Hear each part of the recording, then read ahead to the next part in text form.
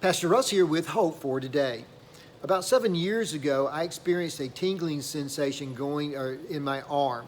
And I had heard and read that, that if you experience this tingling sensation in your arm, it could be a sign of a potential heart attack, kind of a waiting type of a deal. It scared me enough that I scurried in to see my doctor, and he said the thing that was a little different is the tingling sensation that I felt was actually radiating up my arm, not down my arm. So he says, I really don't think it's anything, but let me give you an EKG. So they gave me an EKG, and he says, there's a little bit of something there that I don't know what it is. I don't think it's anything, but I'm going to refer you to a cardiologist.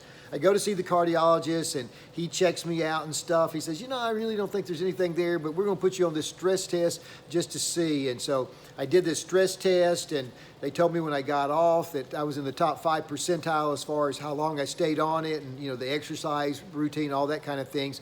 But when they did the test, pumped the dye through my veins and looked at it while, after I'd finished, they said, we think there might be something wrong. I don't know, we're referring you back to your cardiologist. Went back to the cardiologist, he checked me out again. He says, the only way we're going to know for sure, we don't think there's anything, but we really want to be sure, you need to do an angiogram. And so I went in for the angiogram, and I remember there, and they were, doing all the vital signs and checking me out and all this kind of stuff, asking me all these questions. And the nurse said to me, what are you doing here? And I said, well, it's just, just to be sure. The doctor doesn't think it's anything. He tells me I'll be back at work today, this afternoon by 2 o'clock. Well, about 3 hours later, I woke up and to the news that I was the proud recipient of 2 stents in my heart, that in my left descending artery, I actually had 99% blockage. And they told me that the only thing that had actually saved me physically from that because I was active, very active, they said that my heart had created a natural bypass around the blockage, and that literally had saved my life. A heart condition is nothing to sniff at.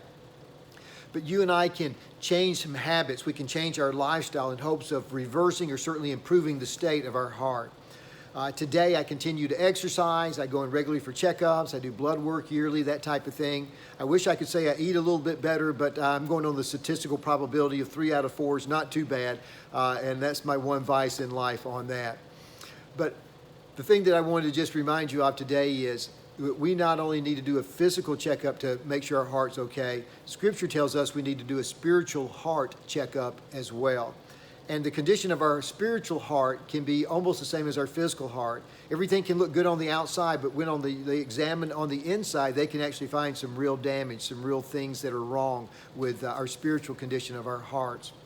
I found that one of the greatest influence of our spiritual heart is our mind, what we allow into our mind. In Proverbs 23:7, the wisdom writer says, as a man thinketh in his heart, so he is. In Romans 12:2, the great missionary Paul tells us, don't be conformed to this world, but be transformed by a renewing of our mind. I've discovered that what I allow in my mind affects my spiritual heart, and it ultimately shows itself in my actions. So to be sure that we don't have a spiritual heart conditions, I want to encourage you to get a spiritual heart checkup. You say, how do we do that? In Psalm 139, verse 23 and 24, here's what the psalmist writes. Search me, O God, and know my heart. Wow. Search me, O God, and know my heart. Test me and know my anxious thoughts. See if there's any offensive way in me, and lead me in the way everlasting. I want to encourage you to spend some time alone with God and ask God to do a spiritual heart checkup on you, and ask God to show you any offensive way in you. And if he does, I want to encourage you, make sure you're attentive to that, because you never know when those things that we allow into our heart could literally cause a spiritual heart attack in our lives.